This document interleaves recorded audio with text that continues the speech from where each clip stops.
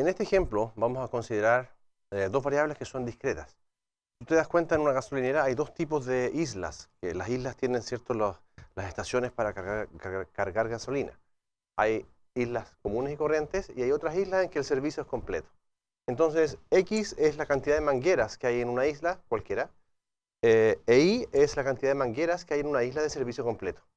Entonces, la función de probabilidad, o la función de masa de probabilidad, que es esta función, asociado a este vector aleatorio, el vector XY, es esto. Esta es la información que tenemos. Entonces, esta es una tabla bivariada en que estas son las realizaciones de la variable X, las realizaciones de la variable Y, es decir, cantidad de mangueras pueden ser 0, 1 o 2, y acá cantidad de mangueras en un servicio completo también pueden ser 0, 1 o 2, y esta es la probabilidad conjunta de que ocurran estos eventos al mismo tiempo. Entonces, por ejemplo, nos preguntan acá, ¿cuál es la probabilidad de que X sea igual a 1 e Y sea igual a 1 al mismo tiempo, ¿verdad? Esto es la probabilidad conjunta de que X e Y sea igual a 1. Entonces, en ese caso, eso corresponde a este casillero. ¿Te das cuenta? Claro, la probabilidad que yo tengo de que X sea igual a 1 e Y sea igual a 1 es 0,20. Por lo tanto, podemos responder eso directamente. Ahora, si tú te fijas, ¿cuál es la probabilidad de que X sea menor o igual que 1 e Y sea menor o igual que 1? En ese caso, puedes contar los casilleros que satisfacen esa condición. Por ejemplo, el 0, 0 satisface esa condición, el 0, 1, el 1, 0, el 1, 1. ¿Okay? Entonces, lo que hay que hacer acá en ese caso es sumar esas probabilidades. 0.10, o sea, esta probabilidad va a ser 0.10 más 0.04 más 0.08 más 0.20. Y esa probabilidad nos va a dar 0.42. ¿Okay? Esa es la probabilidad entonces de que la cantidad de mangueras en cada caso sea menor o igual que 1, que representa ese evento, esas cuatro posibilidades. Y ahora nos gustaría saber cuál es la densidad marginal de X. La densidad marginal de X, recuerda, se obtiene cuando las variables son continuas, integrando respecto a la variable contraria. En este caso, como las variables son discretas, se obtiene sumando sobre la variable contraria.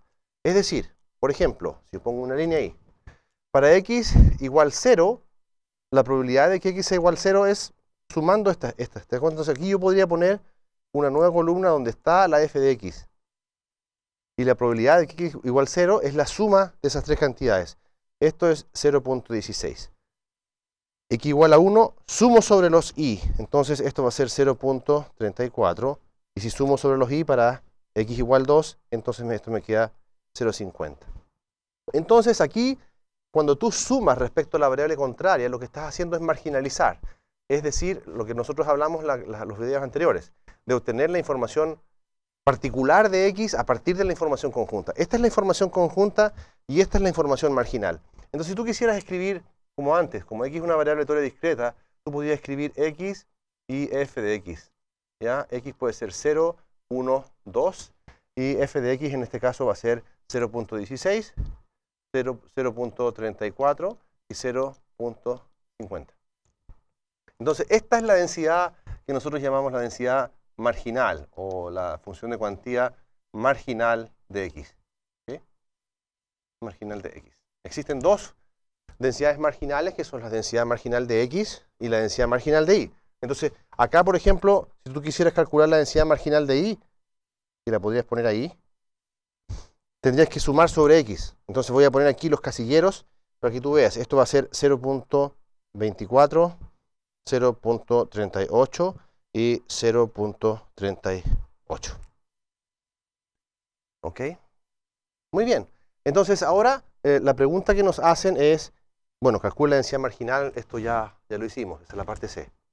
Y en la siguiente pregunta nos dicen, ¿son las variables X e Y independientes? Entonces te quiero recordar cuál es la definición de independencia. Recuerda que si tú tienes un vector aleatorio como este, XY, en que tienes la función de densidad, a este vector le llamamos así, ¿no? De X. Esa es la densidad conjunta. Y tienes las densidades marginales también. Y tienes las densidades marginales, entonces X e Y son independientes si la densidad conjunta se puede escribir como el producto de las densidades marginales, pero eso es para todo X y para todo Y. Eso significa entonces que si yo pruebo para todos estos elementos, me doy un X y pruebo para todo X y para todo Y en esta tabla, y efectivamente la multiplicación de las densidades marginales es la misma que la distribución, la densidad conjunta, entonces digo que son independientes.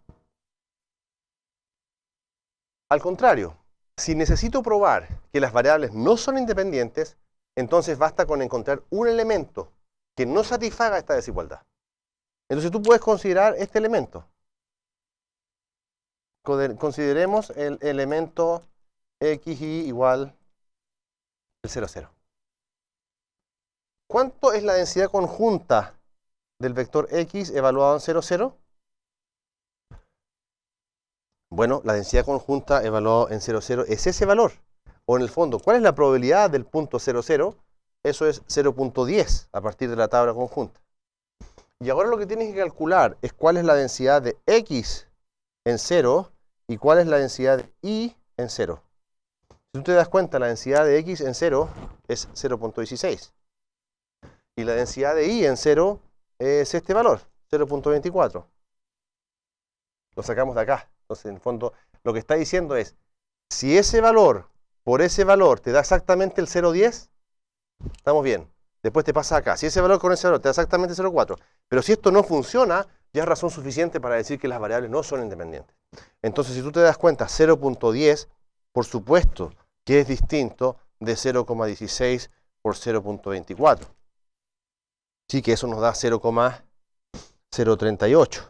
0.0384. ¿Verdad? Entonces, como estas cantidades distintas a la multiplicación, entonces eso es un elemento suficiente para decir que las variables x e y no son independientes.